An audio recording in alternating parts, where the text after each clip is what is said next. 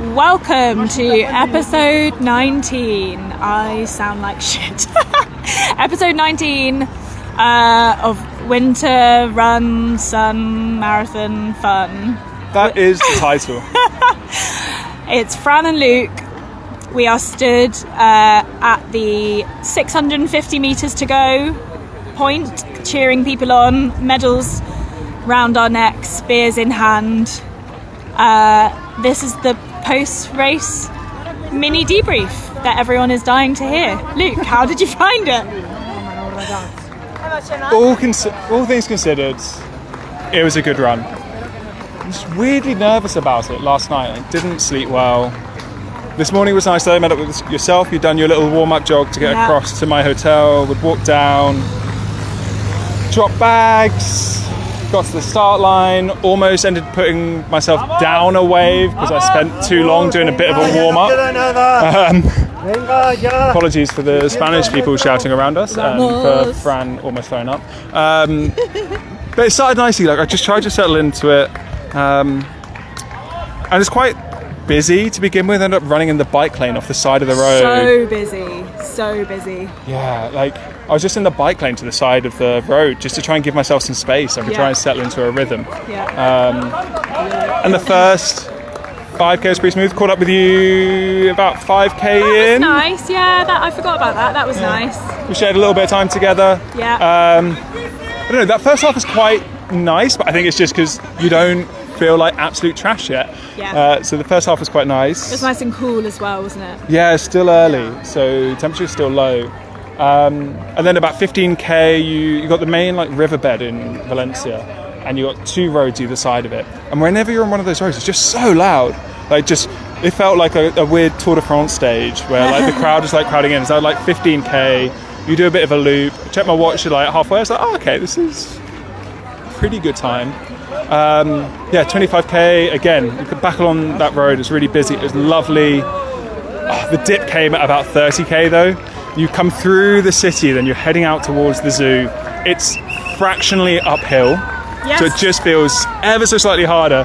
As like if I wanted to go for it, that was the moment to go, and I just couldn't. Right? The legs just weren't there to push. They were there to hold it, but I just couldn't push on. And then it comes back into the city, and it's a lovely finish. And no, it was a really nice. Sorry, we're just watching somebody run sideways. They've got the full ultra lean going on, and she's just being marked by two medics. They look carrying ready a flag. to swoop. They do look ready to pick her up at any time. Maybe she just gave them a thumbs up. Maybe that's just her posture. Yeah. Thankfully, I didn't look like that when I was with about 600 meters to go. Yeah. It's a nice finish. You hit that blue carpet. It still smells like new carpet. I don't know if you caught that. It still smells like new carpet. Yeah. And it was just a lovely little finish all the way into the end there. So it was a good race. I'm very happy with my time. Came in quite happily, quite nicely. Didn't go sub 3, but the goal was to get close enough that it's believable for next year. And yeah, that very much happened. How about yourself, Fran? How was your race? Well, if you couldn't tell, I don't sound super great. I didn't love it. In fact, I didn't enjoy it. I'll say that now. I didn't enjoy it. This is like post-race. Maybe I'll feel better by the time we're actually talking about this back in the UK, but I've had this bug for a week now. I've been coughing my guts up every night, and then met up with you this morning. Was I coffee this morning? A little bit, not too bad. And I'd had loads of medicine, and I was like, I feel like this could hold it at bay. And I felt amazing. I didn't feel amazing. I felt I can do this. The first half, kept my pacing really clean. Like I need to look at my splits actually, but it felt very consistent for at least the first half. And then about 20k, I had a coughing fit, and then from there it was just curtains. It was like anytime I tried to take water, it just made me cough. Anytime I tried to take my gels, I managed to get them down, but then it just felt like someone was sitting on my chest, so I just couldn't get the air in that I needed. So my leg, the horrible irony is that my legs felt like I could do more, but every time I tried to push it, I just couldn't breathe, so I had to slow right down. So very emotional coming over the finish line. I saw Luke Well, I didn't get a PB, obviously. I was about a minute out. I didn't get any of my target paces. I think I've got my sort of worst case, whatever you would call that, my wooden spoon, which was Chicago. I'm very happy that I finished it. I have a lot of reflecting to do. I'm happy that I finished it because I very, very, very nearly didn't finish it many times. But it was mentally the hardest that I've done, I think, ever. And I feel very emotional. I feel very disappointed, which I know that I shouldn't, but I do. I can't help it. So yeah, tough day at the office. That's what they say, isn't it? I think it's one of those, like, sometimes you just have those willpower runs and everything's going wrong and it's just, can you grit your teeth and do it? And also we're recording this and we finished maybe an hour ago. Yeah.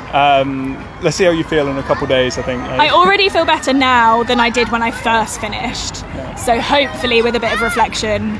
Yeah, I mean, it was still a few more beers. It's still a good time. Like, I'm still, this time 2 years ago, I'd be like, I can't believe I would run that time. So I need to take that as well. But I don't know, the sun's shining. I'll get over it. And smash a paella later. Yeah. A few more beers, a bit of sangria, a tinto de verano. Yeah. And we will on to the next, I guess. Too late to do anything else about it now, so may as well just drink and be happy. Oh no, I'm gonna cough. That's the end. We'll talk next week.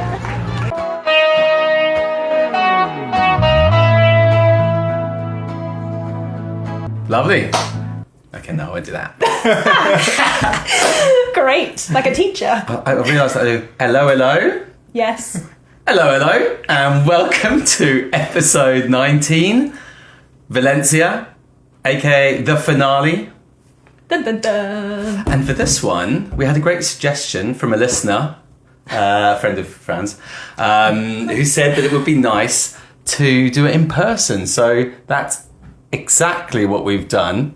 And we're here in Dr. Luke's living room. Thanks for having us. Living room, dining room, it's kitchen. Yeah, a wonderful London flat. Yeah. It's all of these things all at once. Beautiful. You can watch this on YouTube at some point as well. We will have a perfectly edited video. You'll have just heard the recap of Valencia from the sidelines, which I personally really enjoyed. I think at one point you were trying not to be sick. Was that right? You definitely had some beer. It was brilliant. No, I wasn't trying not to be sick. I think I was trying not to cough. Right. Fran trying not to be sick was about like 15 minutes before we started recording. Oh yeah, we went, the beers that we were having during that, we went to the shop to get them and I had to run out the shop to throw up. So I was like, Luke, take these! I gotta go! Did you as well? Yeah, just a little one. But I have that after every marathon. Do you? Yeah. Yeah, it's just like a little cat sick, when it's just like, and then you just feel there, better. just a little. Genuinely. And then you feel great. Not straight after you finish. No, so like it's not 10 from minutes. Interesting. It's 10 minutes. It's the minute I have any food and they gave out, what's the fruit called that they gave us? Bananas, no. Apple? No, we thought it'd be Valencia oranges, as is the famous thing, and they gave us persimmons. Persimmon. What's that? Persimmon. I don't know, but I took a bite of it and that was enough. That was enough for me. Horrible. Yeah. It wasn't even that bad, but it was just the act of trying to eat something was enough for my stomach. That's interesting. But then I felt great. We had a little beer, recorded my depressing roundup, and now we're back. It is quite good though, isn't it, to do that initial... Yeah. How do you feel? Because I got my bag and I was like, right, I'm just going to do mine right now. Yeah. And then I'll look back. And it wasn't too dissimilar to the one a few days later. But yes, sorry for it not being straight away. Luke was on holiday. That was the real issue. Yeah, unfortunately. It was a really hard time. Sitting by a pool in Marrakesh, 20 odd degrees, getting a nice massage. That is exactly what you want after a marathon. So good. Well planned. Yeah, I've done the immediate post-marathon, get to the airport, go home, and that's okay. That's like a business trip. That's I'm here to run the marathon, then I'm going home. This was nice. Yeah, a chance just to relax out the other side of it. It's such a thing to do, especially doing it for Emma, her first marathon. it was just nice to have that time to just actively do nothing and just encourage that recovery instead of like getting busy and stressed and straight into work, and we count down to Christmas. It was lovely just to have that time to do nothing, and it was great. Yes, lovely. I missed the segue because you were talking about beers, but let's go back to that segue then of Fran has bought us all a beer. Yeah, because it's Christmas. What have you got us and why? They all look different. Wait, this is not a sponsored post, No. but they're all Brewdog and they're all Christmassy. I got myself an elf lager because it's cute and I like lager. I got you, Luke, a festive hoppy IPA. Based on nothing, I just thought you would like it. Is that okay? It's a good shout. There you go. And Sam, I got you a Juice Shack because you got that advent calendar from them a couple years ago, and you said that you actually liked fruity beers, which I find extremely disturbing. Yes, so, you don't like that, do you? No, but anyway, love it. there you go. Oh, and we should say we're also just finishing our Pace coffee, which actually is sort of sponsored. So, But we're not forced to drink it. We did want to drink it. Yeah, this is out of choice. Yeah. Okay, let's see if these opens work. So This was also, do you remember the first time I went on it to speak about Boston? I was disappointed that you didn't do this anymore. Yes. So, oh my goodness. Okay, This who walked makes here up- with these? This makes up for the disappointment I had because I'd been building up that we were going to get a Radler in the finish bag. And because we got one in the starter bag, and I was like, oh, that Radler's going to taste amazing at the end. And then it was just a tin of an Aquarius. Like there was no beer at the finish line. We had to stop in a corner shop for Fran to throw up and for me to buy a beer. Cheers to marathons. Cheers. That is a good beer. Very nice. What type of fruit is it? It just said juice. Yeah, I'd say it's just a juice. Oh. Just a juicy fruit. It tastes a little bit peachy. Okay. A little bit orangey. Oh, yeah, does it say it on it? I don't know. Well, it says batteries are not included, which I'm quite happy about. Okay. Yeah, weird. Anyway. So, we had a nice recap at the start of this episode you've already heard.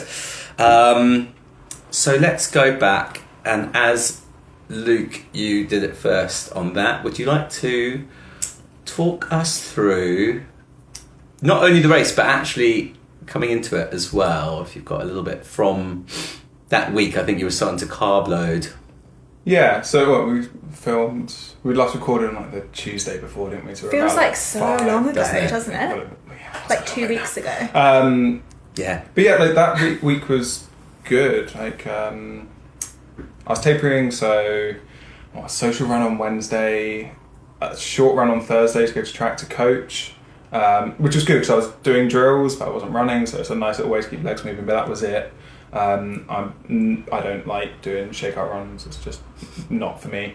So skip that. We just walked a bit around, ate plenty, had a good final lunch in a rather mid-tier Italian restaurant not far from the start-finish line in Valencia, where we've gone to have a little walk.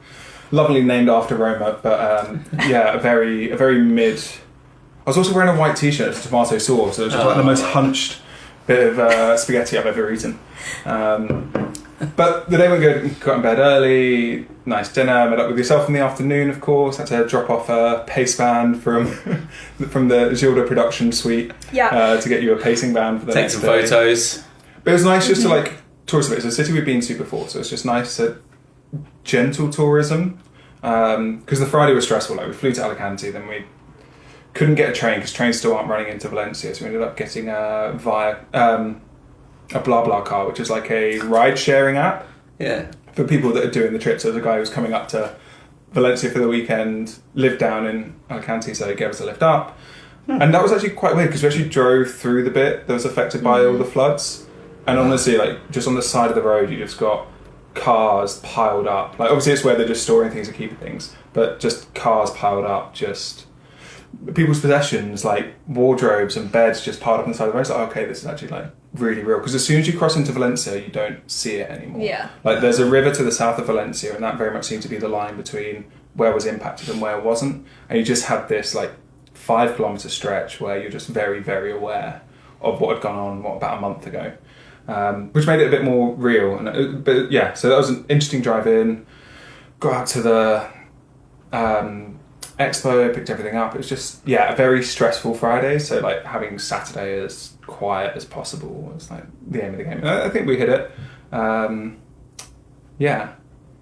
Then into the day, you had a little warm up, jogging across to my hotel, picked me up. We walked down to the start line together. Nice. We're in the same wave together, so went through bag drop, got down to the start line. We got separated just before the race start because I was like, no, I want to do a bit more of a warm up. You'd jog, so you were quite happy with your warm up. I was like, I've only walked. I've only just put my shoes on. I could do with actually having like a bit of a jog. I almost got swept up into the previous wave because I was up round a corner doing a bit of a warm up, having a wee, and like the tape, the wave behind us coming through. I was like, no, please let me through. I don't want to be down another wave. Because it was really emotional because they're playing like the Valencian anthem, the Spanish anthem. They're playing the Kate Bush running up the hill, Stranger Things edit. So it was quite emotional. It was like quite maybe almost crying at the start line, and then it goes, and it was really busy to begin with. Like really struggled to set into the pace to begin with, but I think I've done enough big marathons by now, although it's been a few years since I've done one, enough big marathons by now just to know that you don't chase it at the beginning, you just kind of take it as it comes. You try and run as well as you can, you try and find your pocket, but you don't go too hard too early because too much weaving, too much chasing it, and you're just tiring yourself out, and you pay for those in the final 10k. You don't know it, you feel good, you've had your taper, you've had your carb load, you feel great, but you just can't go too much. So I ended up just running in the bike lane behind all the crowds. There was a bike lane that just ran behind all the crowds. And it was nice, it was single file and we were all just running, so ended up being probably slightly longer marathon because I was that much wider, but it just meant I could settle into a run so much sooner. So there was a road and then the crowd watching and then another lane next to it. And a bike lane behind it, in the bike lane. Okay. I just kept it quiet, kept it easy. It was just so busy at the beginning, and it took, I'd say until about like 10k for it to stretch out a bit. Like especially like up until the first water stop, it was bad. And especially trying to find that rhythm, find that pace, because I was running 4:30s, so doing like a 4:10 kind of marathon pace. We were in the 4:12 to 4:20 wave, so I was just a little bit out of pace with the wave. 3 hours, My maths was like, wait, what? 4:30 is the pace. Yes. The wave was 3:12 to 3:20. Yes, yeah. So that was your concerted effort at the start. You were trying to go 4:30s? Yeah, trying to go 4:30s at the start. I was like, let's go for 3:10. Get to halfway at that, see how I feel and push on. Because the aim for this marathon was not to go under 3. I just didn't think the training got me to the point where I could do that. But it was just to get close. To make myself believe that, if I hadn't done an ultra at the end of September and I'd done more than 8 weeks training, maybe it's possible. That was the goal for the race. The other goal was set a PB.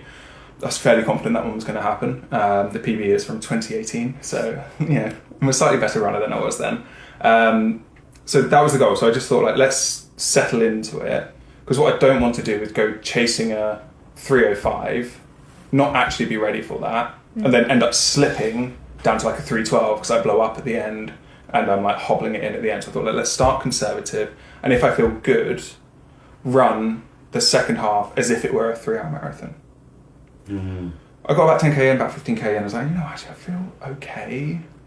I'm not going to drop it down to 4:15s yet, but let's nudge it down to like 4:20s and just start nudging it down. And it was, it just felt quite nice. Like, it was a nice marathon, good crowds. I think if you were in the later waves, I know Roma won't quite agree with that statement that the crowds were good. I think it's very much geared up around quicker runners as Valencia. It's not particularly geared up to those post-4. Like, there's only one wave from 4 hours onwards. You've got like 10 or 11 waves that are for 4 hours and down the way, but only one that's for up the way, and that's most marathon runners. Like, that's most It's like runners. 2/3 of the field, right? We're in the final wave, which is actually quite insane when you think about it. Yeah, that is crazy. Yeah, it just wasn't geared up for... And haven't they got like a cut-off time, which is 5:30? That's it. 5.5 Yes, hours. because I think I heard that Sarah Dent was like, if I'd known that, I might not have. But then it got her to push on a little bit as well, which is a great run. Well, one of my mates who did it was injured, and her goal became just finish it. But she was like, I genuinely don't know if I'll be able to. If I have to walk, I'll be swept up by the bus. And I saw the bus. Did you see the bus? No. because you go past yourself a few times, Right. and I saw it and I was like, oh god, keep going. It's like very intimidating. Yeah. And do you literally get picked up, or do they let you finish and walk along the side like somewhere? I feel like they were pretty strict with Yeah, it. Like okay. they were properly going up behind people when I saw it. But I think unlike London, it does shut down the city. Yeah. Like the way, like Valencia's not a It's like big main roads, place. Like yeah. it took over all of the new town, and it like encircled it all. It'd be very hard to get out of there. And all of the old town, like it was a good 2/3 of the city that probably couldn't drive in or out. Also, don't forget, like the metro was still down Yeah. in Valencia. So we had to take the buses everywhere because buses just weren't running on the race day either. So if you're a local, you're a bit pinned in. So I kind of understand the 5.5 hour cut-off on it. It is a sharper one. But then, I don't know, I'm so used to like ultras where a big part of the game is beating the cut-offs. Yeah. Like that is part of the game, that is part of the race. Like, okay, you've got a handful of people that are trying to win the thing, a handful of people that are trying to go for PBs, and for everyone else, at least in ultras, like the game is finish and get round, and part of that is beating the cut-offs, and it is a big part of the game. But yeah, I just felt like it was geared up to like our kind of runner.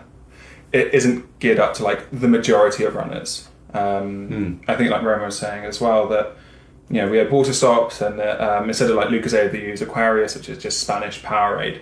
By the time she was coming to it, and she did a 420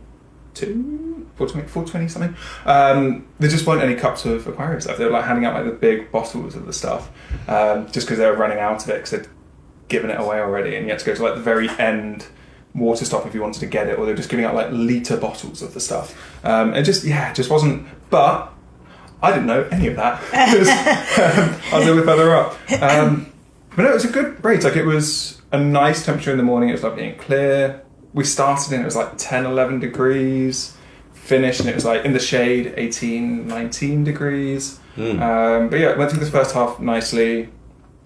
It gets a bit loud after that. And just settled in and just tried to push on a little bit. Did you have a look at the halfway split at the time? Yeah, I was like 1:32. So I thought, okay, cool. But obviously it doesn't mean too much when you've been progressing. It's a tough one to work that out. So let's push on a little bit. And my next benchmark was... The issue is I got to that point, it's like, I'm going to push on a little bit from here. I'm a bit close to 3 hours. Yeah. I'm a bit too close to 3 hours. But push on, you know, kept on running past Tom Mobley. Just working my way through. I was like, no, I'm going to check in with myself at 32k. I'm going to see how I get at 32k. And by the time I got to 32k, I clocked that I was about 90 seconds off it. I was like, that's actually quite a lot to do with 10k to go. 90 seconds is quite a push. Off 3.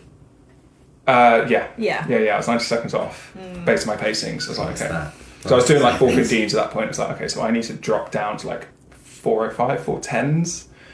I was like, look, let's not, kind of what I was saying earlier, like, let's not ruin this marathon. Let's not go chasing 3 and then miss it and fall back to like a 3:10, a 3:12 kind of marathon. I wanted to go under 3:10. So I switched the watch off any pacing and I just put it onto the clock. I was like, I'm just going to run to feel.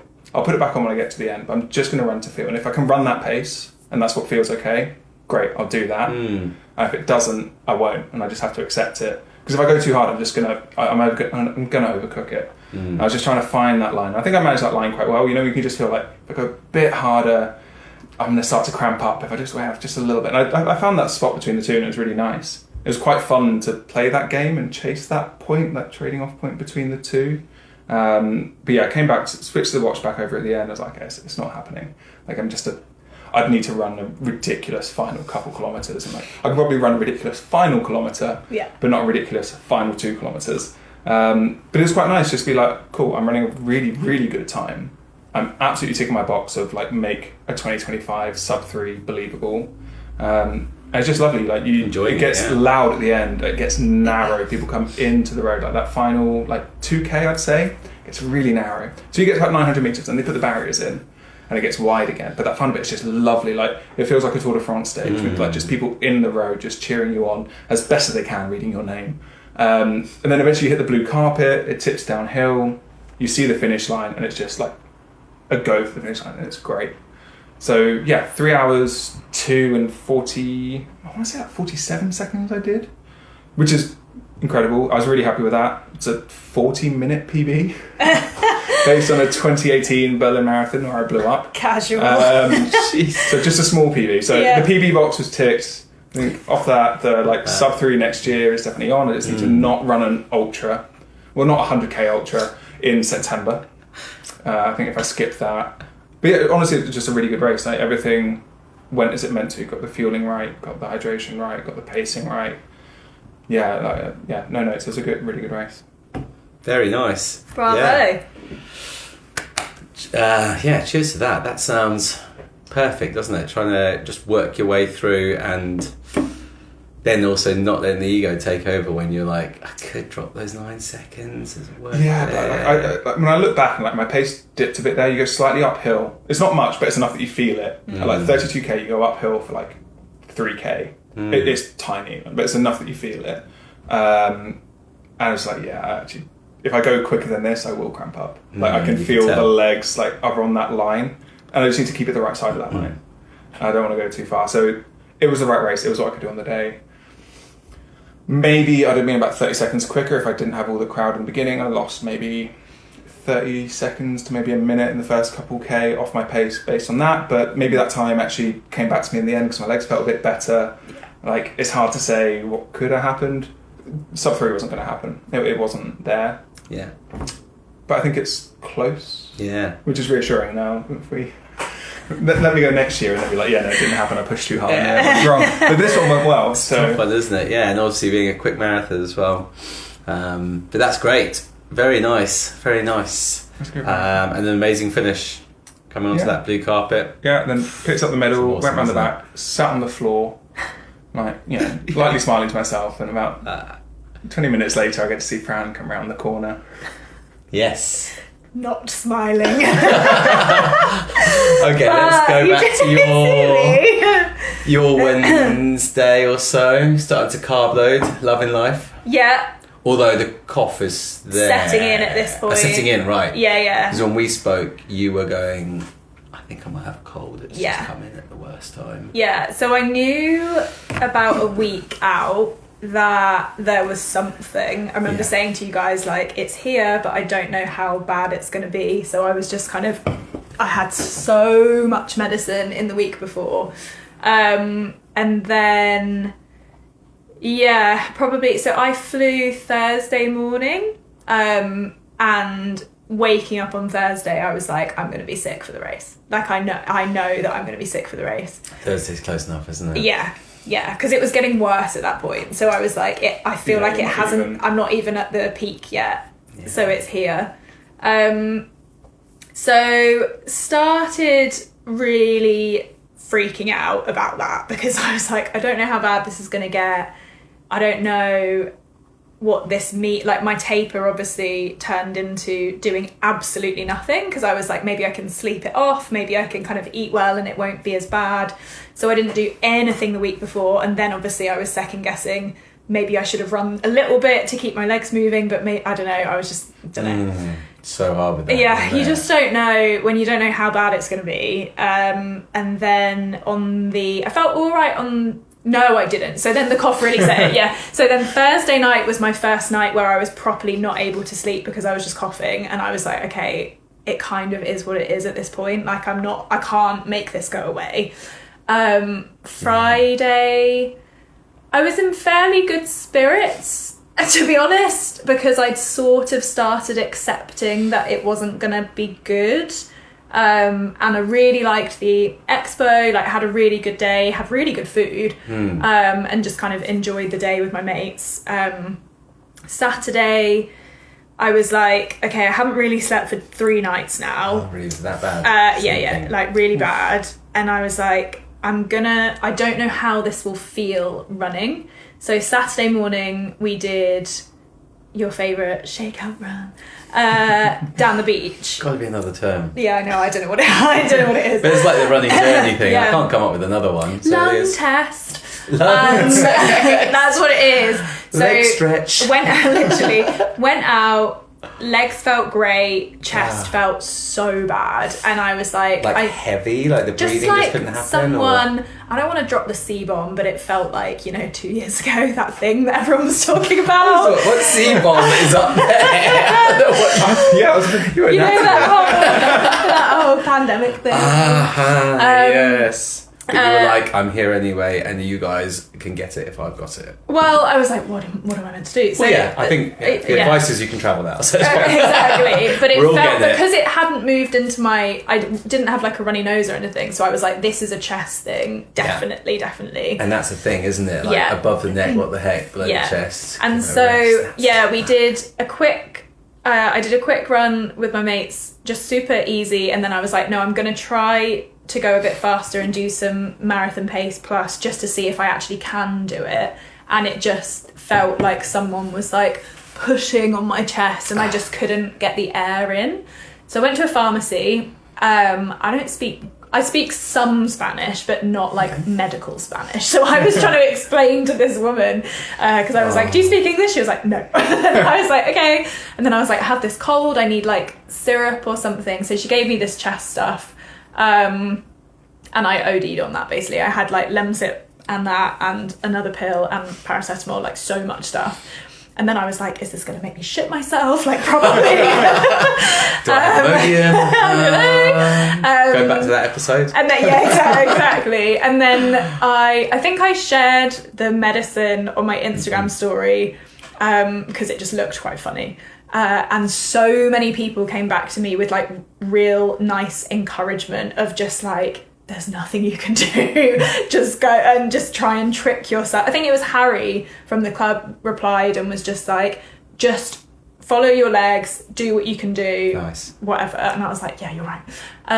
So then I was like, it'll be fine. And then because I was so tired from not sleeping, I actually slept pretty well the night before the marathon. And I woke up like at the time I wanted to wake up, managed to eat quite a lot, felt good. And then, ran to Luke's hotel.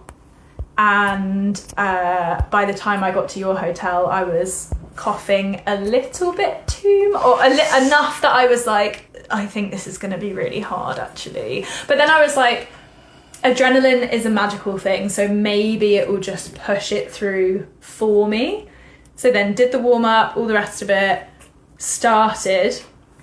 First half genuinely felt really good. Like my legs felt really good. The only thing is I had in the back of my mind, I was like, my throat is scratchy and I don't know how to trick my way out of that, because I was like, I feel thirsty. You know when you have a cough and you're like, it's there. So first half was all right. I didn't have much water because I was like, I don't want to trigger anything. Had my first gel, and it actually really helped. It was like having honey. So I was like, I'm onto something here. So that was all good. Saw you. And then got to 20k, had my second gel, had a bit of water, and just the coughing started. And I was like, oh, fuck. And it was so just painful in my chest that I was like, I stopped for a minute in case it was something that I could like cough and then get over it. It wasn't, it just kept going. So then I was like, right, I'll try and keep running. Got to about 30k, and at this point my head is just gone. And you know when you're just like, you can't outthink it anymore. So then I'm like, oh, and my legs hurt, oh, and this hurts. They didn't, they were fine. But it was just like the mental game went. Couldn't stop coughing. Every time I had water, I was just like in physical pain. And then shout out to this guy. What club did I say he was from? Because I told you about it. Orion Harriers. Have you heard of them? Yes. Can't remember where they're based. But this guy, never met him before, obviously. He will not hear this. Maybe he will. Let's find this man. I can't remember his name. That's not helpful. A runner from Orion Harriers caught me up and was like, oh, you're another Harrier. I was like, yes. Like, I was so miserable. I was like, yes. And he was like, don't take this the wrong way, but you look like you're having a really terrible time. And I was like, I am having a terrible time. This is at like 30k or something. Imagine having the race of your life, though. You're I know. Like, back off, actually. I'm about to PB. It's because I was like coughing and stuff. Right, yeah. And he was like, well, I'm about to cramp, so I'm going to run with you. And I was like, okay. And he was like, because then we can just keep each other company. We've only got about 10k to go. Let's just do it. And I was like, okay, fine. And that helped so much for about 5 miles. Okay. And then I was like, that's enough now. But because he, bless him, like as I said, my thoughts were just so negative that I was like, there's only so much he can bring me out of this before I'm just like, fuck this, fuck Valencia. So yeah, and also leave me alone, with all due respect. There's a lot of Harrys out there. What are you getting at? Yeah. Just slowly creeping the pace to try and get him to cramp up a bit sooner. Yeah, and it was quite good because we kind of we kept kind of switching places, and like he'd pace for a bit and then I'd pace for a bit for about 5 miles, and that did pass quite a lot of it, because I honestly it's the only time I've really had it where I was like, I'm just going to stop, like this is so unenjoyable. As in not finished. Yeah. And it got to a point, I told you, Luke, it got to a point where I was like, next medical station, I'm stopping. The end. And I just didn't see one, and I was like, well, that's not safe, is it, like for Valencia? Yeah. But it meant that I didn't stop. And then he ran off and I was like, yeah, fine, he's faster, whatever. And then I was just like, 5k to go, and I was so miserable. I was literally just like plodding along, seeing all of the paces that I wanted just like going, like the gold going, the silver going, the bronze going, and then I was like, I'm not even going to PB. But then I was like, with about 3k to go, I was like, if I can just stay somewhere in this pace, I can probably still get Chicago. And then, yeah, I came in at like 3:23:22, which is about, it's so weird, right? Because it's less than a minute under my London PB last year. And when I got that PB, I was like, fucking buzzing. I was like, I can't believe I've run this time, I feel amazing. And then to run 50 seconds slower and be the most miserable I've ever been after a race, it was just like the worst. It was absolutely awful. I finished, I saw Luke and you were like, well done, and I just burst into tears. I was like, I'm so disappointed with myself. But with the hindsight of about a week, I mean, I don't feel any more positive about it, but I am at least like, I finished it. It definitely wasn't a slow time. I see that now. Everyone saying to me, oh, but it's really fast. Like, fine.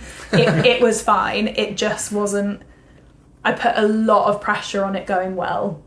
And I really wanted it to be like ending the year with this big success story, and it just didn't happen. And I think runners do that quite a lot, right? Like I certainly do it, never more so than I did for Valencia, like just putting so much pressure on a race to be a metaphor for something bigger, and then when you don't get it, you're just like, what's the point? So a learning for sure to like keep myself in check for that next time, because it's not the end of the world, but I definitely built it up too much. And if you think of the things that you've done along the way as well, great half marathon. You helped me a lot by saying that, actually. Yeah, because I hadn't even thought about that, but you are so right. That's why it's good to do things throughout. If you put everything on that day, and then this shit weather or cold or COVID or a water bottle, you know, like gets in front of you. Someone dropped a gel and I stood on it once and I was sticky foot and I was like, this has messed my marathon. But I'd run a good half during it. There's so much to be said for that. Obviously the elites have a certain way to do it, but when you're having fun with stuff, like get out there and race, or get to the club on Tuesdays because you want to, or social runs, it's awesome, isn't it? And like have fun the day before if you want to have a shakeout run or do a park run like me. Maybe I did a bit too much that day. I don't know. Learnings, that's a really good like kind of next part of it. Well, just before that, so you did get Chicago time. Well, is it like what was the Chicago's thing? 3:25, so I'm like 90 seconds in. Does it fill up the same way and all that? I doubt. And to be honest, like I hadn't done the maths right in my head anyway, so the ballot for next year's done. So that would be 2026. Right. So I would hope that I would get faster than that at some point. Yeah. If I ever run again. Which I did this morning, but apart from that. Learnings is a good thing, because it's not just... let's see, because I actually wrote this down a little bit. Kind of anything we liked about the build-up and anything we'd do differently. So I guess, you've got one already, are there Think of the positives though from this, just from an outside point of view. Yeah. I could think of like 3 kind of hiccups along the way. First one was the RA stuff. Yeah. So you were like, is this an injury? Is this my joints? So you dealt with that. Mentally, that's got to hit you. Then it was actually, I'm trying to do my marathon stuff and I'm in the middle of a menstrual cycle or a dip, and then Luke came in and chatted about that. True. And I was like, oh yeah, I don't even have to think about that. I'm just running. Hopefully my calf isn't hurting or whatever. And then having this cold at I remember you smarmy you about 2 weeks before going, I think I've dodged it. Yeah. I could have said to you, go and lick their faces now. Like literally just do a toddler on them, because you need to be like getting that cold. Honestly, I was so grateful to have a cold about a month ago. Like Roma and I both had one like pretty soon after each other. It was rough. It was like, well, if you've had it, like all being well, like touch wood, like the chance of getting it a second time. It's the downside of winter marathons, I feel though. Like, okay, we're going to go somewhere nice and sunny where probably there isn't that much of like a infectious viral burden, and also if you're there, you pick it up on the Friday, you're not going to know about it till the Monday, Tuesday. But we come from the UK where as soon as the clocks change, everybody's just inside all the time. Like if there's ever a way to catch things, it's being on the tube, it's being in pubs, it's being in the office, and we're doing all of those 3 things, and it's that time of year. I think it's always going to be the risk of like winter marathons. Like it's lovely to have that goal to work towards as it's getting a bit grim outside. But I think it's always going to be the risk. I think you know, you just have to roll the dice. And as you said, we need to get like an adult, like a runner's version of like chickenpox parties. Yes. Just like if somebody's ill and doing it, like all of you just get together. You spend like a couple of days in a house together and just. What a great idea. Should have done that. I remember any time anyone at work was sick, I was like, well, go home, obviously, but also do come near me, because I need it sooner rather than later. Come and sit at my desk for a bit, let's chat. Let's chat about things. Yeah, breathe a bit more heavily, please. Yeah. Thinking of mine, I've got 2 things that I think would have made a difference. And one is marathon pace felt too fast. So I need to run faster, which is why I want to do some shorter stuff. And there is a second one that I cannot remember now. I suppose pick a marathon that's definitely got people around your pace. That it was quite quiet where I was, and that I didn't think was going to hit me, but to be honest, it's just hard, isn't it? When you're running alone, you're like, I'm just running through a city. But then that kind of speaks to what you have been doing, which is don't second guess what you did in the build up, because you got it right? Yeah. Rather than going away and going, right, I need to do something different next time. It was just the cold, right? Yeah. Because the legs were there. The legs were there. It was a bittersweet realisation that nothing else was wrong. Yeah. Because my stomach was fine, which was unbelievable considering the amount of medication I'm taking. I was offering you a medium at the start line and you resisted. Yeah, I was like, But stomach was fine, fueling was great. Nice. I didn't cramp, I didn't feel sick during the race. I didn't get any of that. Legs felt really good. Shoes were good. Shoes, didn't lace them right, I would say. Too tight, too loose? Too tight on my right foot. I got a bruise on my ankle. Interesting. From it, yeah. I think it's because I was second guessing if they were too big, so I did it too tight at the start, and I only felt it with like 10k to go or something. But yeah, I need to think about that a little bit. Do you wear them on the way to the start, or do you put them on at the start?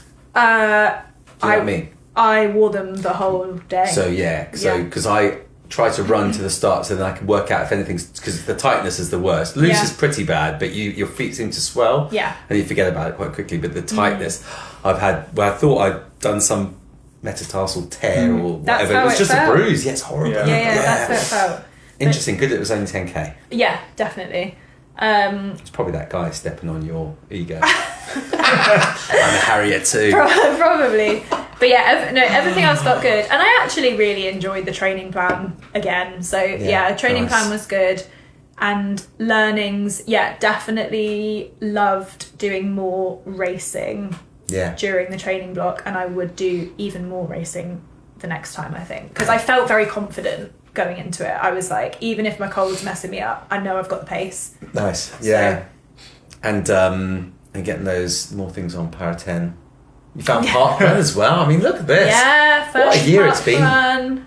And I can't help but feel they're all building blocks, that you do put down. And as long as you don't get an injury or just stop running, then they do just build on each other. And you see that all the way from the elites through. Yeah. Wait, what are your learnings? Yes. I enjoyed, the podcast has been really useful because I think it's actually kept me accountable. Yeah. Every week I know that I've got to come and compare myself to you two, and you'll be like, I've done my sessions. I need to make sure I actually do my sessions this week. But it's been good. I think, the thing that meant that I was 3:02:47 and not 2:59:59 is that I did an ultra in September. Yeah. So and that's the recognition that if I do want to go under 3, and I do want to go under 3 at some point in my life, I just need to be a bit smarter about what I do in the build up to the marathon. Actually, 8 weeks was good. I got really close with 8 weeks of training, but I needed 12. I needed 16 to really hit it. So I think that's the main learning. So next year the ultras will be slightly earlier in the year. Marathon similar sort of time. That can't be. With all due respect, that can't be a surprise. Even when you finished your ultra and you were like, "Oh, I start my 8-week training," we were both like, "Oh, it's not very long for a marathon." But the thing that I think the ultras as well. I'm going to switch it up a little bit next year. I'm not going to go as long. I am doing a 70k in February, but then fine. That's all 50k's. Is what I really quite enjoyed. I enjoyed the track. I think I need to do a bit more than that. I think the track sessions are just ever so slightly too short for me. I think I can squeeze out a few more reps because not so much like that adaptation. I just want to get better at running tired, not wanting to do an extra rep, but doing the extra rep. And I think I need to do a bit more of that. I think our track sessions don't quite hit that. So I think I need to work out some way just to bring that in myself a bit. But I think Tuesday's the right place to do it when I do those UBH track sessions. But I just need to push beyond that line just a little bit, just to get used to the wheels coming off a little bit. So when I hit that final 10k and I've got 90 seconds to make up, I'm like, okay, cool, let's go. The other thing is the Thursday tempo sessions I was doing, they were good. I need to do more explicit tempo started, less of the marathon pace, more half marathon, 10k, hit those lactate thresholds a bit more and then dip back in. But I just need to keep those sessions in. I think they're really good. The issue with doing too much ultra is that all of my time each week was going on the weekend and it wasn't quick enough. So it served me really well in my ultra, but it didn't do anything for the road. And I just need to keep that speed in. But it's been a really good year. The podcast has kept me really accountable. I PB'd my 10k, I PB'd my marathon, and within those I ran my fastest ever 5k and my fastest ever half marathon. So it's been a really good year of running for me. So I just need to keep that going. That's the challenge really. But it's been good. It's been good to do this and talk about what we've known, what we've experienced. The real show of it is Roma just running the most perfect first marathon. Yeah. Went out with the goal of just finish. If you can, finish in 4:30. Pacing plans for that. She did the first half of it really conservatively and built into it. Listen to, I think what you said a few episodes back. Don't get off the couch until the second half. Yeah, I like that one. And just really sit back into it, let the race come to you, and then go. And that's what she did. We were watching her at the finish and just smiling, perfect form. We were watching people with the full ultra lean running sideways. Oh my god, that woman! With the rollerblading paramedics propping them up. Yeah.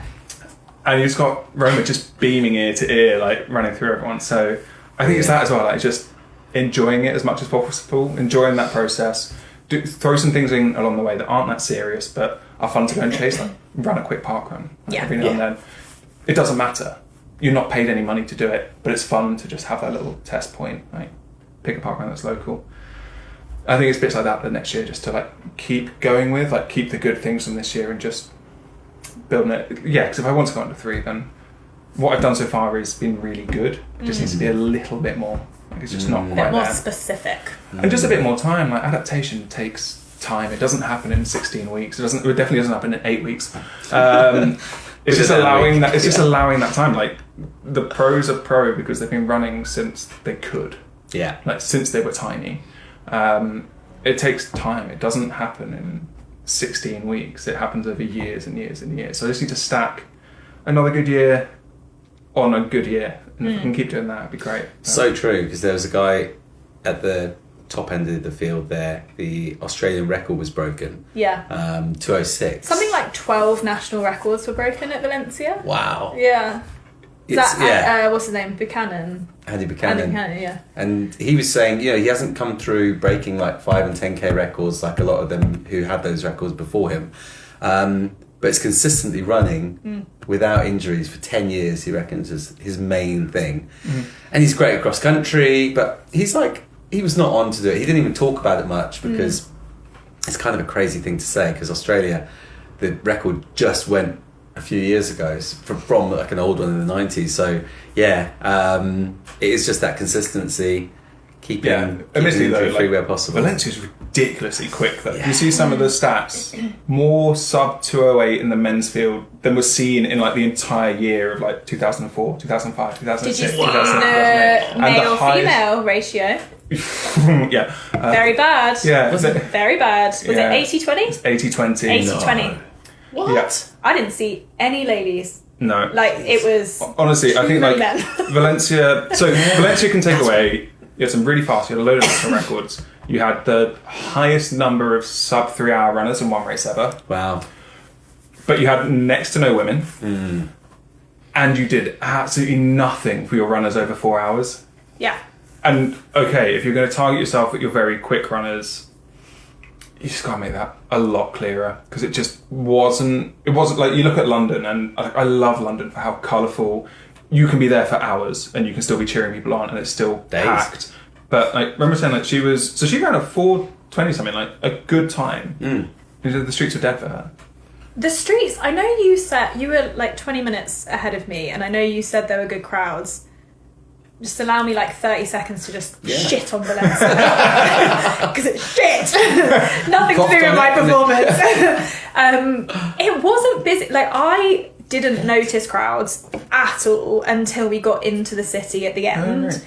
I thought it was super quiet. I thought the start was actually quite dangerous. I know you said it was busy, but I saw a guy full on stack it because someone was so close to him, and he skidded. Like, this was less than a kilometre in, and that was him done. Really nasty. And it was like a bike race. It was like you couldn't get around anyone. Like, it was so busy, and it was just like a bit mad. And I just thought, again, for something that targets like elite, semi-elite, people pushing those PBs, people pushing boundaries and what have you, I was like, it could have been just a little bit more professional in terms of like setting up proper barriers for people to cheer at so that people aren't walking into you. Like, it was just a bit chaotic. I thought. Like I said, like, I ran in the bike lane because it was so busy in the road. I was running behind the crowds in the bike lane behind it, just because that's where there was actually space.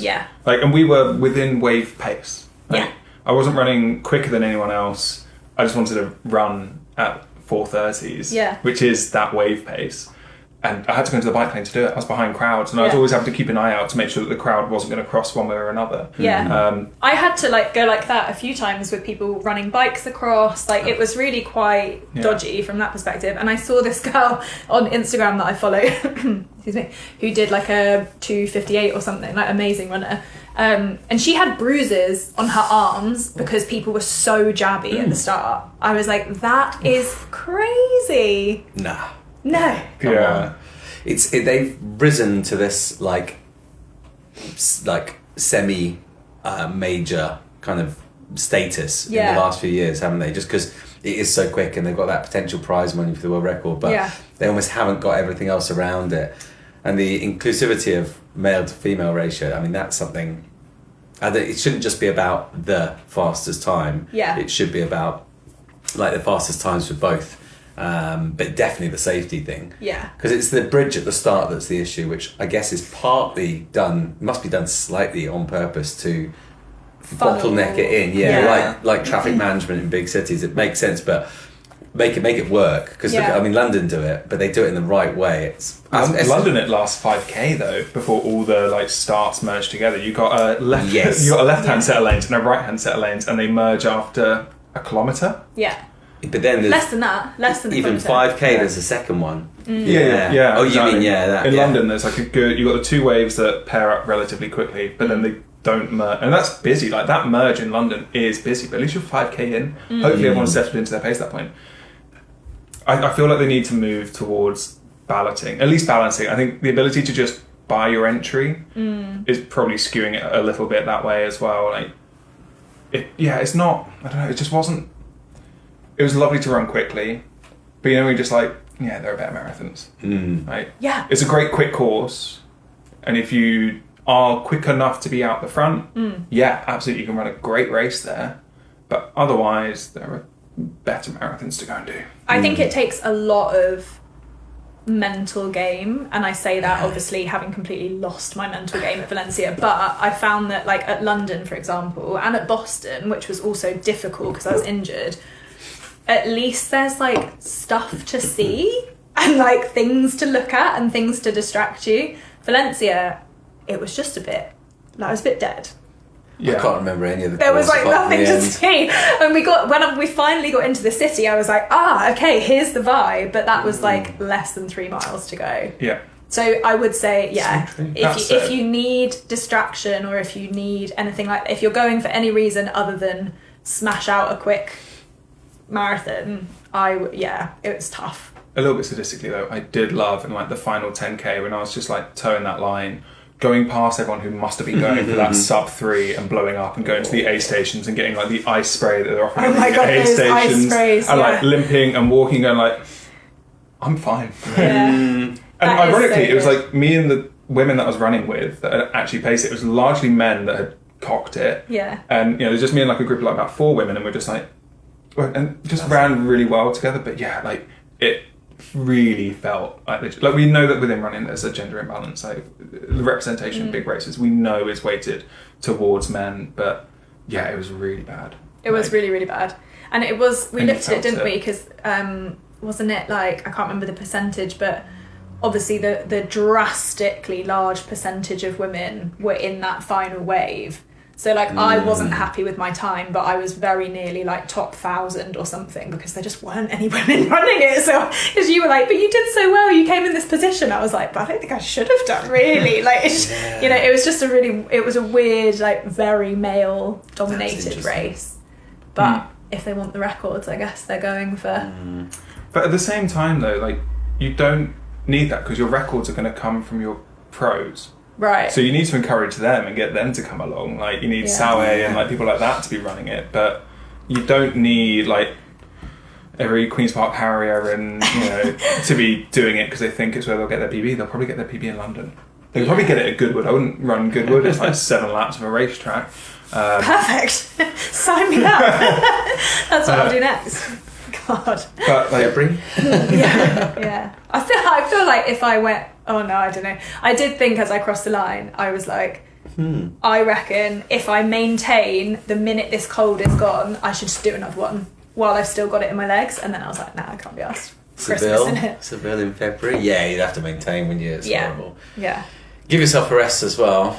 Yeah. A long time off. Enjoy the silly season. yeah, how are you finding it? So we've gone through like myself and Fran. Sam, you're now 2 weeks after Florence. You weren't at your happiest. No. Immediately after, you were in the chat going like, Valencia next year, because you're getting a bit excited about all of us building up to Valencia. Yeah.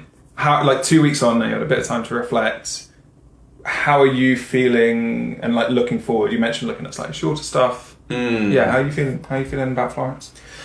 I think it was good, but I just didn't have that motivation to really get involved and like hurt when I need to pick up the pace. Kind of like you when you do the maths and you go, "Yo, that's quick." Like it was already a quick pace, but I now need to make up stuff.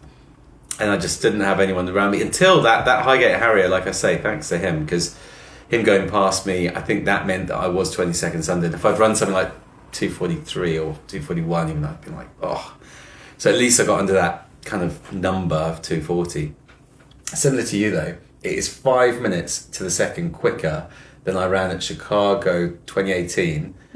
5 minutes, and I was elated. I was so happy. That was like lifetime achievement. I've gone on 2:45, and now I'm going, oh God, I really want sub 2:30 one day. And so yeah, I just got to find that hunger for it again, and also remember, like, enjoy the moments as well as we go.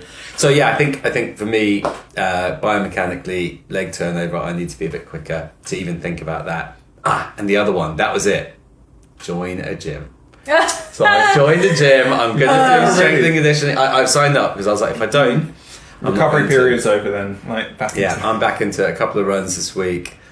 First run back was slightly sore in the calves where it'd been, and I think that's it. I just need to run that time. I need to just like respect my body and go, here's the ammunition to do that, because otherwise it's not fair. So yeah, shorter stuff. Gonna do some track. I want to do some track. There's some indoor stuff because I'm a master's age now, or I've been for a little while.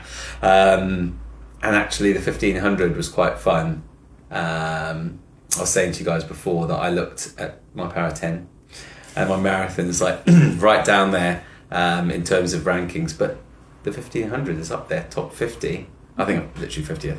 That doesn't matter. Right. It's still top 50, yeah. And yeah, I mean, I'd need to take 25 seconds off to be top, which is a hell of a lot.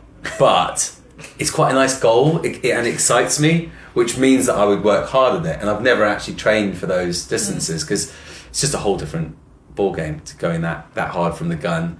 It's going to hurt, but yeah, I'm kind of looking forward to it. So I'm going to do that as my initial goal. And then feed into stuff like 5 and 10k. Then maybe Malaga next year is quite a nice looking marathon. I hear they've got some nice Airbnbs as well. Who knows? We could get a group going. Who knows if someone's booked one already. So a couple of learnings, but I think that's a good plan. If you think it's like biomechanics, I personally find that learning quick, you can then apply it slow, but it's really hard to like work on technique slow and apply it quick. Like you need to push the envelope a little bit to like actually develop that form, and like because it more so than anywhere else rewards like efficiency and like good mechanics. So if you can learn to sprint well, it carries down well. Like it's a little bit different, but if you can get the form right and carry through, I think it's always going to be useful. Interesting approach to training. It's not the approach I'll be taking for next year, but it's so fun though. It is. I love track. Come on, it is let's really do it. tempting. I do really love track. It's so fun. It is fun, isn't it? And it's over so quickly. I mean, it does hurt. I remember the mile race I did was just vile. Lap 3 is horrible. But yeah, gonna try it out, have a bit of fun. But yeah, thinking of our marathons then, 3:02, 2:39 and 3:23. I added it all up with the seconds. I think it was 9:05:48. I don't know what I would have guessed at actually. I didn't even, when we put that competition out, I would have put it about this because I sort of knew what you were aiming for, so I thought you'd be a few minutes slower and I thought I'd be a few minutes faster. So I thought you'd be about where you were because your margin was so small, wasn't it? So I think it's pretty spot on. Yeah. I love the people that guess like 20 minutes faster though. I was like, when do you think we're going to do this? Like, we're not going to do that. It's impossible. Honestly, I love like Gilda and like the lead up week, like telling me like, can you run like a 3:12 for me? I think for it to come in, I need you to run a 3:12. But just the way everything fell together. Because they all got upset that I don't post everything on Strava. They thought I was doing like 40k training weeks. Listen to the podcast. You know exactly how much I'm running a week. Yes. I say it here every week. That's it was quite nice, clear isn't I it? wasn't doing 40k weeks. But my Strava says I do 40k weeks because I don't post everything because it's a bit. But it didn't work out. It worked out for him that he didn't need to listen to the podcast, and he guessed 9:05, and he was one of 2 winners. So well done to Gilda and Zoe. And thank you to Pace. Oh, look at that! That was there all along. Who knew? So yeah, we had some great guesses all the way from 8:30 to 9:34. I think I had a look. So thanks to everyone for getting involved, and for the coffee and for sharing it out. It was going to be 3 bags to the winner. Now they're going to give 2 bags to 2 of them. So that's very kind. Very kind. And we still have the discount, right? Yes, we do still have the discount. Yeah, it's a good one to remember. Works on all your Christmas purchases. God, I feel like the weird salesperson now. It's fine. It worked on me. Like I've already bought. Did you buy some? Yeah. Yeah, this is what we're drinking here. I bought like an extra kilo. It's every day you get an ex-Olympian in your email inbox saying, I'm sorry I don't have kilo bags, I just have 4 of the 250 gram bags, is that okay? I'm like, yeah, can you sign it? Send me a shirt, please. It's probably better for freshness anyway.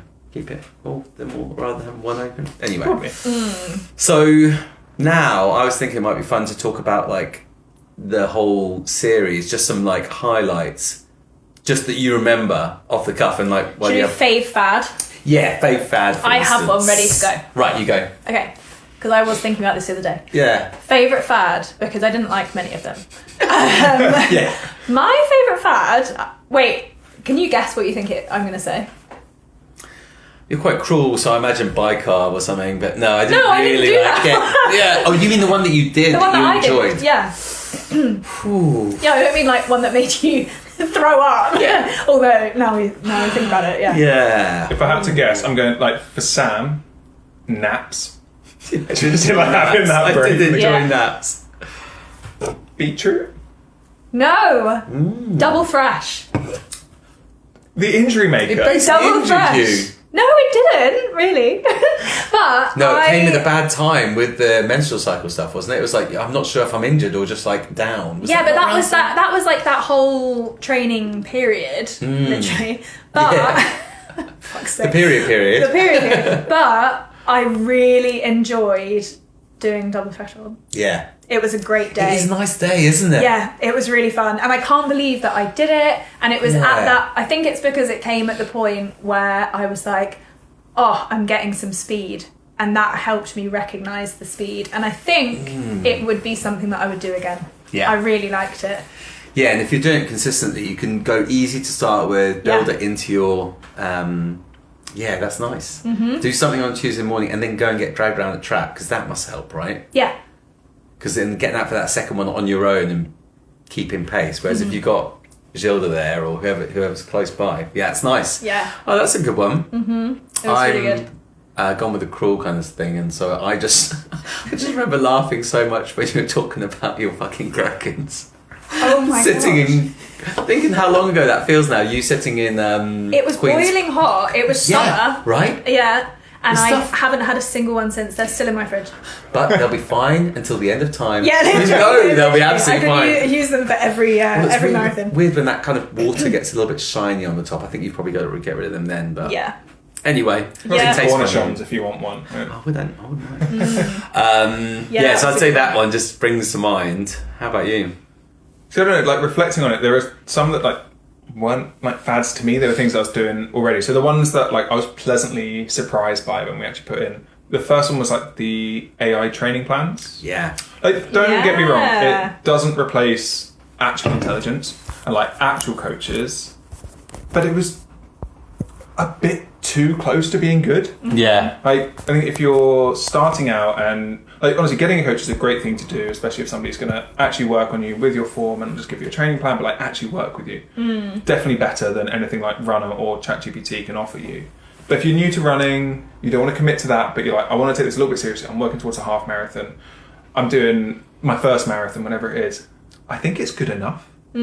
Like, just as a start point, it's not perfect. There are better ways to do it, but it's quite a good way. And it surprised me that it was quite good. Yeah. I think that's the one that kind of like surprised me that I wouldn't have thought. Yeah. Otherwise, I'm not going to start using AI to make my training. But Yeah. I still thought, actually, this is okay. Yeah. Yeah. And I was expecting to come in and just go, fad. And we You didn't. were. I remember. I was really You were expecting. sceptical. I was really I was expecting as to well, come in but- and say fad. Yeah. And Couldn't do it. it was okay. Do you mean it as in the app Runner or just generally putting stuff in ChatGPT? I think- and Runner was definitely better. I think I think if you know what you're doing, you can get ChatGPT to give you a very similar output to Runner, but you have to know what you're doing. And if you know what you're doing, just go and join a running club or get an actual coach. If you already know kind of what you're doing, those apps aren't for you if you kind of know what you're doing already. If you don't really know what you're doing, Runner, I think, is okay. There's a cost to it. It's a trade-off. I think that's the issue with like ChatGPT. We played with it and we knew what our training should look like. So it was okay because we could prompt it with the information it needed. If you're coming in without that, I'd say Runner's like good start point. I think unlike training plans you just buy online, if a day goes wrong, at least something like that will adapt to that.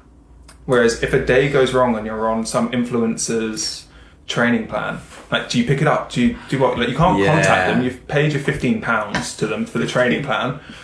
What happens when you miss a day? Yeah. It doesn't tell you that they're off in bloody Honolulu doing their marathon, so they're not going to reply to you. They're getting it done. And it doesn't matter whether you're like, and there's a knowledge that, like, I know that if I miss a session, I don't chase it. Like, I'll see if I can pick up a little bit here, a little 10, 15 minutes, but I don't chase a missed session. And there's that knowledge there. Whereas if you don't have that, you'd be inclined to go like, oh, there's a gap there in Saturday. I can fit it in a Saturday. Like, no, you can't. And I think things like Runner, which are programmed properly and trained properly, will help you avoid those rookie mistakes. Yeah. So that was the one that pleasantly surprised me. I'm not going to do it, but nonetheless, I was like, if you're new to this, I was expecting to say fad. It's a good basis, isn't it? It's a good foundation. Exactly. Yeah. And the user experience, that's the thing for me. You get those notifications in, and I haven't uninstalled the app, and although I didn't go past the trial period, Why are we filming this? I still get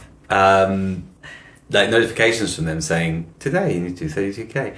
But if I click into it, then it goes, would you like to resume? It's clever stuff. Yeah. And quite good to get that. And you're not going to get that from a Runner's World training plan. No. Yeah.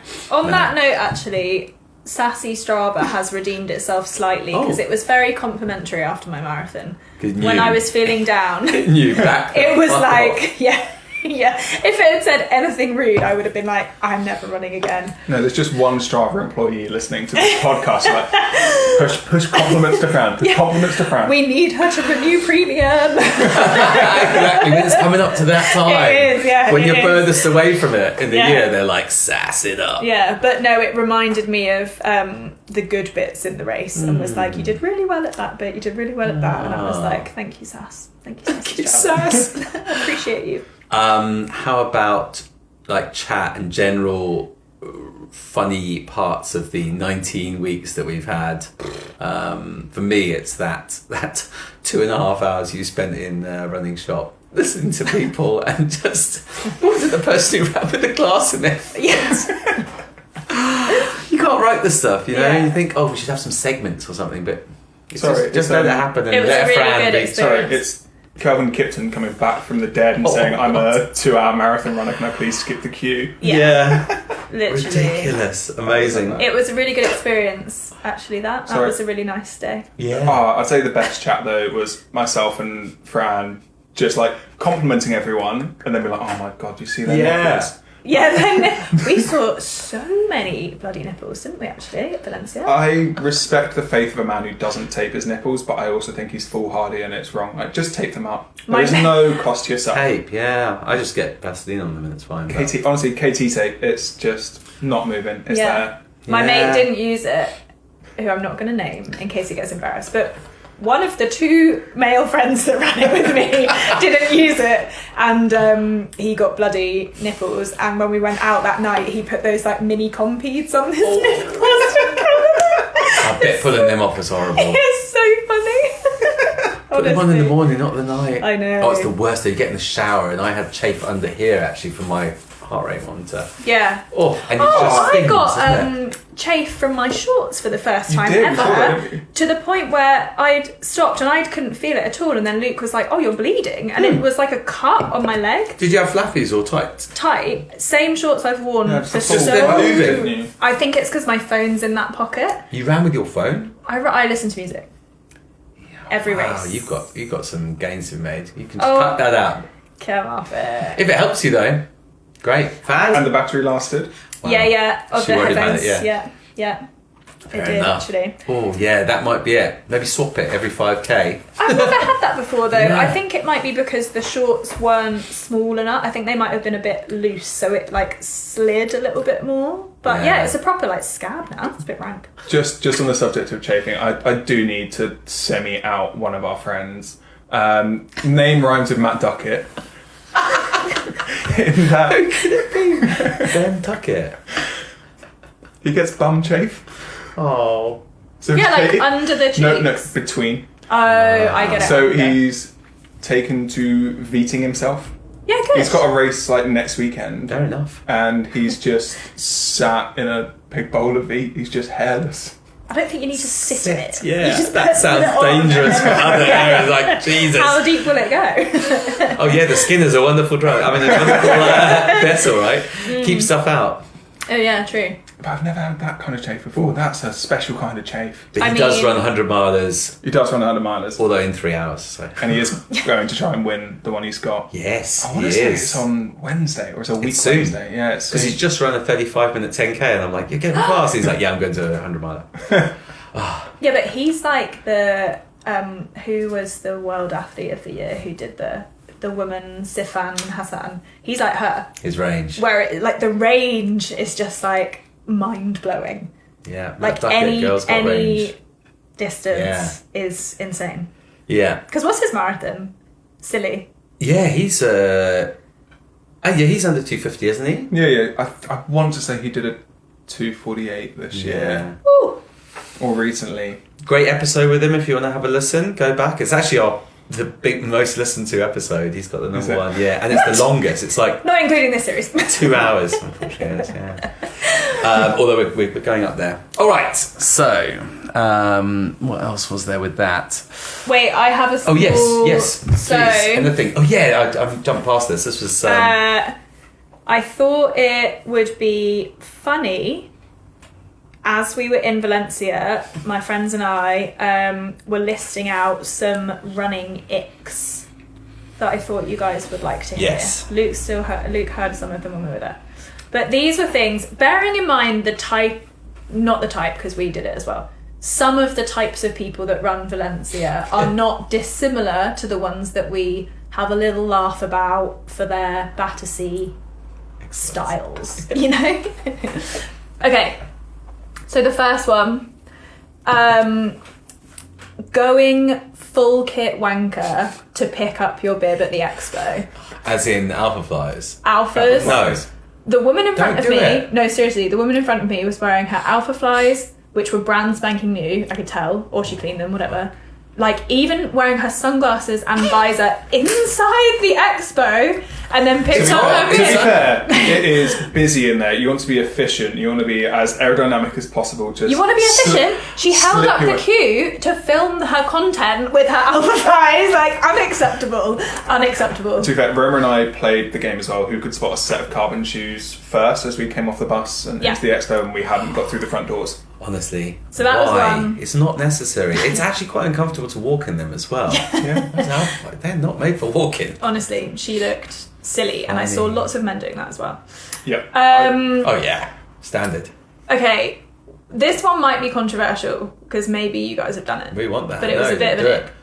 Wearing finishing t-shirts from other marathons to walk around the marathon town that you're in. Oh yeah, yeah. People love that, and I think I've done that. Just to let everyone know, I'm here for the This marathon. isn't my first marathon. This ain't my exactly. And also, if someone else has done it, they're like, hey, you done Boston? What's up? Yeah. I feel like it's like the running equivalent of an Iron Man tattoo. Yes. Is Like- it though? Iron Man tattoo. That Okay, is. they are bad. Or a Berlin Marathon where you run sub 220 and it says sub 220 than the actual time on it. Not to name any names, but that tattoo is horrendous and it's This one's funny. on 220. We'll talk about it off podcast. But yeah, no, completely agree. I'm massively in the team tees, not trees. By and large, finisher tees are not that good. They're not that nice That's to a run. great opportunity for me to show Oh, mine. this one's lovely. I Yeah, like this this is quite one. I nice. love the sleeves. Like the Bit of fun. And This while is- we're there, that's the medal. Very nice. Oh, yeah. I do enjoy it. And yours looks just like the one that I got 2019, but very nice as well. It it's is a good very weight nice. to it. Yeah, they're very... Oh, jeez. Yeah. They're very I think it's metal. heavier than that one. Oh, it's They're heavy. very metal. No, but you know when you get some and you're just like, this feels a bit... Like the one from Lisbon felt like plastic. Oh. Very bad. Did you need to have a look at Sam's medal? He's just showing That's off right. now. We... What does that say? We run in art. We run in... Oh, Yeah, we're because talking it's... about- But I agree. Yeah, okay. Because you are just running through past Yeah. like Can the I- David statue and across that amazing bridge with all the I like shops. Like, that. it's beautiful. Yeah. I also want to add as well, like people who race in finisher tees from other marathons, like especially like the kind of paces we're all running. Like, Yeah. you're good runners. You have kit. Like you're not restricted to like a a 2022 London Marathon tee as What about- like it's not a good t-shirt. Wait. It looks nice, but Surely it's not this a good. is- So that's not actually on here, but a big one was people that, because obviously you got your Valencia, you get your finisher tee This when is you the get your one. bib. So people that wear the finisher tee before they finish the race, To run the race. and people that wear it to run the race. No, stop it. I'd love to see someone DNF with that. Just like... There must have been. yes, you can get on the stretcher, but I'm afraid we're going to have to take that off you because you didn't finish. Oh. Horrid. Yeah, no. I think it's not just an ick. Like, I'm not somebody who believes in these things, but like, it must just be bad luck. Like, it's bad it juju. just Like, it's just doesn't- not. Yeah, you can't. Like, people doing their shakeout runs in them. No, get the content after. So many people doing shakeouts in them. Why is it? I suppose the thing is, being devil's advocate, there is EasyJet and Co. don't let you take much on the plane, so you do need that space. No, but you'll have something to wear after the marathon. Swap that out for your Saturday clothes and wear the finisher tee on the plane home. No, you can't wear on the plane home. You're allowed You haven't finished the marathon by then. No one cares on the plane home. Okay. No, you're absolutely right. Next. Yeah, can't There's be a lot of... They're all about clothing, actually, now. Oh, no, they're not. Okay, so next one. Done full kit. Done that.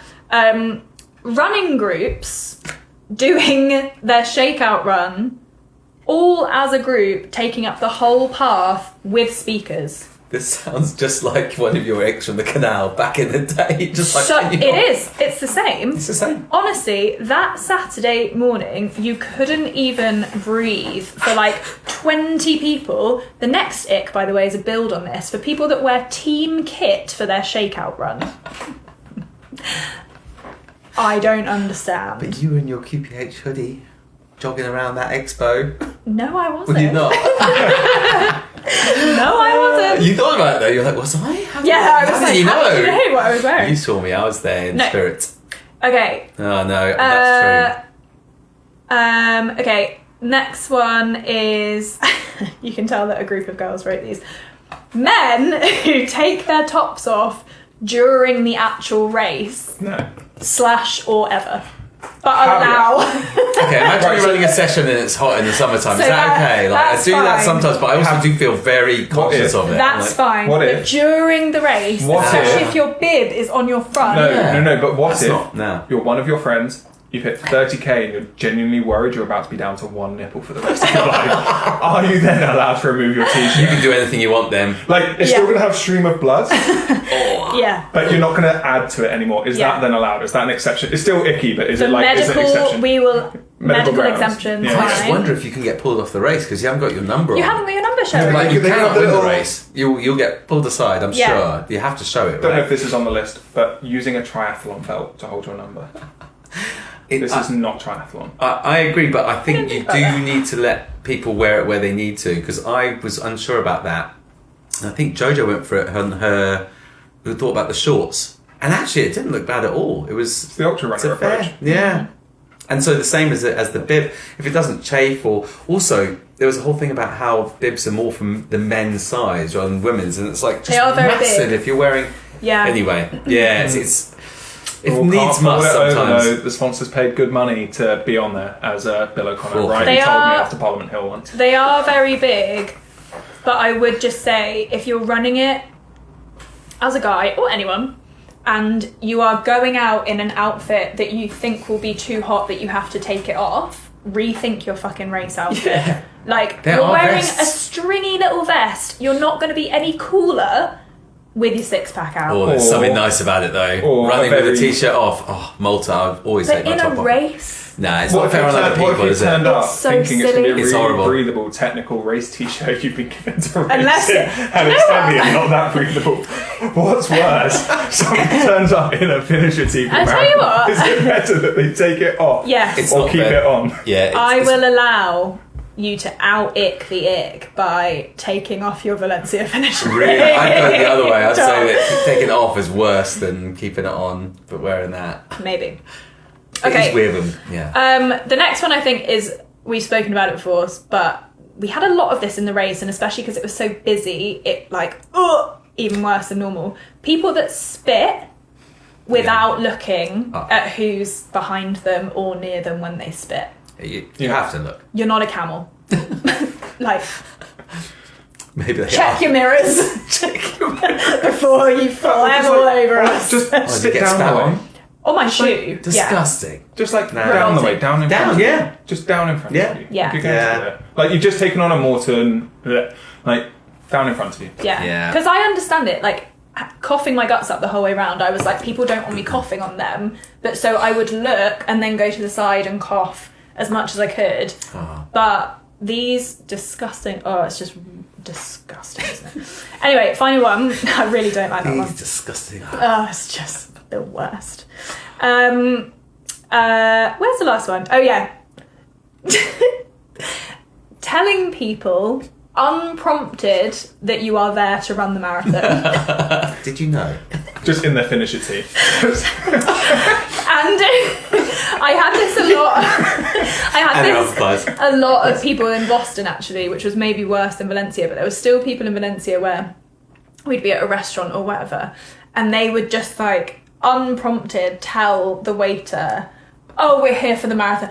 Who isn't? Like, everyone in this room is here to run this marathon. You've all ordered plain pasta. Yeah. Yeah, it's the don't have any skinniest bunch of seafood. people we've ever seen in an American restaurant. I was like, no one asked you. Like, if they ask you, talk about it, but no one asked you what you're doing here. They're just here to give you your food. I'm actually having a real laugh about that. So you did go out after? We went out after, yes. We had Drinks? drinks, food. I actually had a really delicious McDonald's. Like, really spot And what on. time were you like, you know what? I've said we're going to have a big night, but actually 6 p.m. is enough, or 8 p.m. What did you you went guys? till about 10. I think we left about Nice. 10ish. I left at about 11. Nice. And then my mates were about half an hour after me. So not too bad. Not bad at all. Yeah. No. Considering it's an early start, all the, well, running a marathon, but everything else that goes along with it. That is good. Yeah. Wow. So, when are people going running again then? So, you went running today, I went for a little 5k this but morning. when do you think, and Sam, yourself? I went 8 days after, so the Monday, and half an hour was more than enough. I could have done 20 minutes and felt, And I was when's- thinking about 2 weeks, but no. And when's training starting again then? A little session next week, so Oh, third you're gonna week go after. quick next week? No, little bits. How long are you meant to wait? Because Yeah. my legs feel alright now.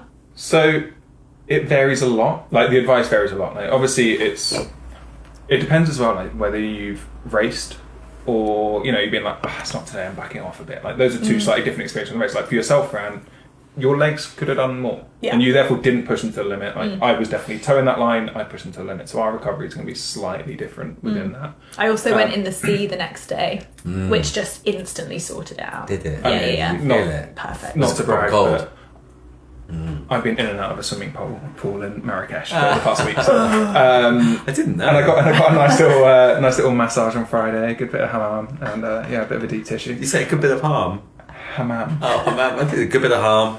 Probably did do some harm. So, the answer is that it varies. Like, there are old like running guidebooks that say rest a day for every mile raced. Oh, God. There are some that say a day for Twice. every kilometre. I think that's a bit much. 40 days and 40 nights. I think I'll start running again. Yeah, you're also in the But I age think, like, category. I don't know, personally, for me, it's, I don't know, I can kind of tell when I'm ready to go running again. I have that itch to go running again. Like, at the moment, I don't have it. I don't need to go running. Like, I'll go running this week because I need to take the social run, and it's quite nice, it's quite social, but it's easy. I'm not doing anything. Only quite social. But it's like, after the ultra, it was about 2 weeks. After like 2 weeks, like, I can go running again. Like, I feel like I'm ready to. I think, like, Also, I've got Valencia coming up. yeah, true. I need to start. I need to start now. If I'm actually going to have 8 weeks, and I probably came in a little bit too early on that as well. To be fair, it depends. I think you kind of feel it. For me, when my sleep's back to normal, and when because running, of course, means that you're a little bit tuckered out, so your body works around that. So you get your 8 hours, and your body works around that. Once I knew that I was only really sleeping like 6 or 7 hours, and that was the amount of sleep I needed, I was like, okay, cool. My body's not doing all of that recovery when I'm asleep anymore. It's just kind of done. It's hit 6 hours because I'm not taxing it. It's not doing what it normally has to do. 6-7 hours sleep is now enough for me. Okay, I'm probably ready to go again. There are other measures you can use. You can use like heart rate variability. Sam's like bang on. Just go for like an easy jog and just see what you feel and wait. The thing I do though, and it's why I'm quite glad for the timing of this marathon, is I take an off season every year, and I take an explicit month off every year. Last year was in September. I had like a busy September. I was having like wisdom teeth out. I had my PhD being submitted, so I just took the month off. And every year I'd normally take December off. As in no sessions or literally no running? As little running as possible. December's always a hard month to run. Like, we peaked at these marathons and they come out at a nice time, but like it's Christmas party season. The weather outside is crap. We've been training, and it's just like I've been putting so much load through my legs. Like if I look at any other sport, they take an off season. Footballers take an off season. Athletics, they have off seasons. They peak and they like have a little lull in between it. Like I don't know why recreational runners think they're any different. Like we should absolutely. So I personally, I will do some very easy running. I've got 2 social runs I need to do, and I'm coaching twice. So I will do a couple laps of a track and do some drills. But that is it until about Christmas. I'll go home to my parents and I'll run a few trails, nice and easy. But I'm not doing anything for 3 weeks, pretty much. And then January, we'll go again. Nice. We'll do some cross country on the 4th. Yes, there is cross country, by the way. That's nice. But yeah, so the answer is, I don't know. I feel if you're Yeah, right. if you're an experienced runner and you kind of know your body when you're ready, is the honest answer. Like, don't push it because that's how you get injured. Don't feel like you need to get back onto it. But when you feel ready, and there are metrics you can use to do that. So sleep scores, if you have a Garmin or a Whoop or whatever it is, as soon as your sleep scores are coming back to good again, heart rate variability is another one. Resting heart rate. If you're, you might get a cold afterwards and you feel like your immune system's back up, you can go more technical. Like you can get blood tests and you can look at your white blood cell counts, because your white blood cell counts will dip after a big effort and it'll take a while to come back. Maintaining white blood cells is expensive, so your body can't do that if it's also repairing muscle and tissue and everything else. So you can go down that route, and that's expensive. So unless you're a pro, you're not going to go down that route. But yeah, I think if somebody says they can do less than 2 weeks, they're lying. But within that, it's going to vary. Like some people will be like 2 weeks because it was a training race, not a race. Yeah, maybe it's a little bit less. Like I did 3-hour runs in training, but my pace was a good minute slower than my marathon pace, and I could do the same total time absolutely fine. And 2 days later, I was ready again. It's somewhere in that window. It's 2-ish weeks, 3 weeks, somewhere in that window, I'd say. Nice. And that leads on nicely to what we might have next, which is rest, chill, cross country, track. Yeah, bit of track, bit of speed. Yeah, let's do some speed stuff. I want to do speed stuff. I want to do another 5k and half. Yeah. I don't know which one. Yeah, so but not one of not those. Watford, like a fast half. Yeah. Yeah, what has come up? Have you fast seen half. any like? Need to look at Because it. it's usually February, March, isn't it? In the lead up to a spring marathon, there's a few good ones. Wokingham I did once. Yeah. They say it's flat. It's not totally flat. Hampton Court is a popular one as well. And you got Fred Hughes, of course, in... I'm doing Fred Hughes, You're Fred Hughes? You're Fred Hughes? I'm not in Fred You're Hughes. not? No, that's coaching assessment day. Aha. So I'll be down in Croydon, Oh. coaching other people aspiring to be coaches and telling them how to pick their knees up. Nice. Nice. Yes. So your track. Yeah, track. Got Fred Hughes in there. London Marathon's like in the distance, but it is there. And then, so track actually, I want to do, there's indoors, which are, I think, Masters stuff in March. So that would be the main aim. Fun. And there's great cross-country stuff like the Nationals at Parliament Hill, which is just an experience. Like, honestly, come to it. It's 8k across country though. But yes, we had a little chat. It was like 15 though. I thought it was only 12, but yeah, I thought it was 15 before. Yeah, it's like Nationals at Parliament Hill. You can't not do it. I'm going to try and be the first to the top of the hill though. Then you're going for like just that. You're going for like the London Marathon sprint starter, the person who's like trying to lead out all the. I love that guy. So silly. Jumps back to like 4 hours. I love it. Yeah, maybe a bit of cross country. Maybe more hills. Who knows? God, who would have now thought I'm loving it? them. Yeah. But maybe we'll do another another series if we happen to align some Yes. races. There's not a no from the group, We'll be back. but don't know when. The manner of our return is to be established, but we'll be back. You'll probably be in full kit at an expo, Yeah. filming your. I won't be wearing breakfast. my finishers t-shirt because I left it in Valencia. So I mean, Good riddance. not to name any names, but somebody around this table has already booked an Airbnb that can act as our like post-race review studio, hasn't he? I don't know. Have you? Yeah. So maybe Malaga next year. maybe. Looks like laughs. Yeah. And other than that, it's just thanking people, really. Thank you guys for coming along. Thanks for coming and having a chat first off. Yeah. I've absolutely loved it. It's been great. And the accountability is obviously one thing, but like having a good chat every week. And then Dr. Luke just turning into normal Luke. Yeah. Quickly from you were like, I'm never going to address you as anything other than Dr. Luke. And then you're like, I'm just sitting in your kitchen. Yeah, exactly. But yeah, thanks guys. It's been really fun. And then obviously along the way, pace. Oh, look at that. Handy. Hot shot. Hot shot, yeah. Good bit of Steeps. steeps. Thanks very much, Jamie. Yeah. And then all of you, all the listeners. No, we have actually got up to 101 followers on Spotify, which I think is quite nice. Wow. You also got your Spotify Wrapped stats. Yes, there were some good stats actually. God, I should know those, shouldn't I? I could actually share You can them. just post them. Then. Yeah. They'll be in the show notes, as people say on professional podcasts. Yeah. But the questions were fun. We had the questions come in. They were fun. Yeah. They were nice little.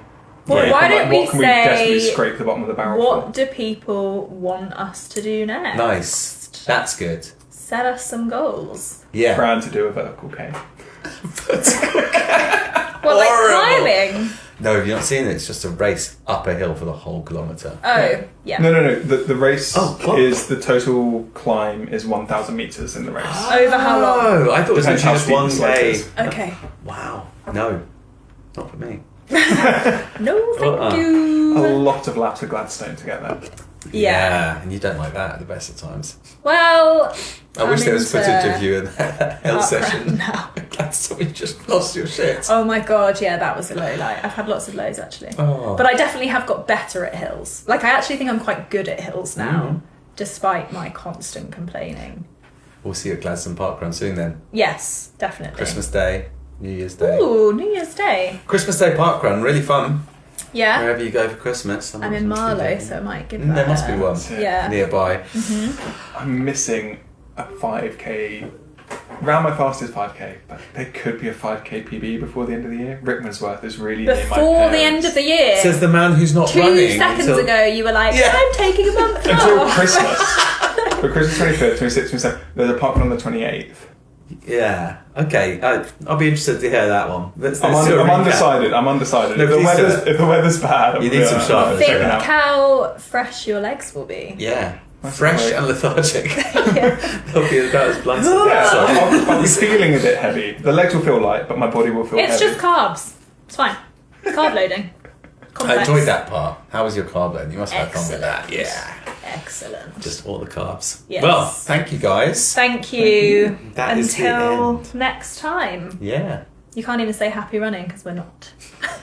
Well, you two are. Yeah, so I can say I happy feel running bad. to you two. I can. I feel bad for running today now. I'm like, I should have waited longer. But that is just proof that But I you're didn't ready. try very hard in the marathon. oh, couldn't try very hard. Couldn't Or try your very body's just hard. ready. Yeah.